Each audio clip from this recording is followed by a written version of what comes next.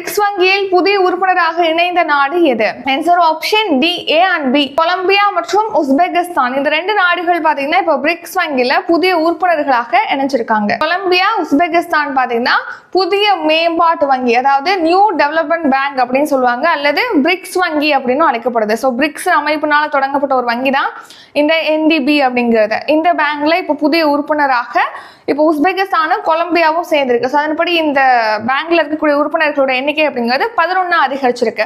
அதாவது இந்த வங்கியிலேருந்து கடன் பெறுவதற்கான உறுப்பு நாடுகளுடைய எண்ணிக்கை இப்போ 11 அதிகரிச்சிருக்கு. இப்போ ரீசெண்டா 17வது பிரிக்ஸ் உச்சி மாநாடானது பிரேசில் நாட்டின் ரியோ டி ஜெனிரோ நகரத்தில் நடைபெற்றது. அதுக்கு முன்னாடி தான் இந்த NDB பேங்க் சம்பந்தமான ஒரு குழு கூட்டம் நடைபெற்றிருக்கு. அந்த கூட்டத்துல தான் உஸ்பெகிஸ்தானும் கொலம்பியாவும் நியூ மெம்பர்ஸா இந்த பிரிக்ஸ் வங்கியில சேர்க்கப்பட்டிருக்காங்க.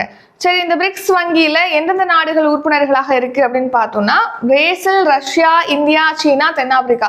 அதாவது பிரிக்ஸோட ஃபுல் ஃபார்மே இந்த கண்ட்ரிஸ் தான் வரும். சரிங்களா? இந்த 5 நாடுகள் தான், இந்த 4 நாடுகள் தான் பிரிக்ஸ் தொடங்கியிருப்பாங்க. அதுல சவுத் ஆப்பிரிக்கா அப்புறமா சேர்ந்திருப்பாங்க.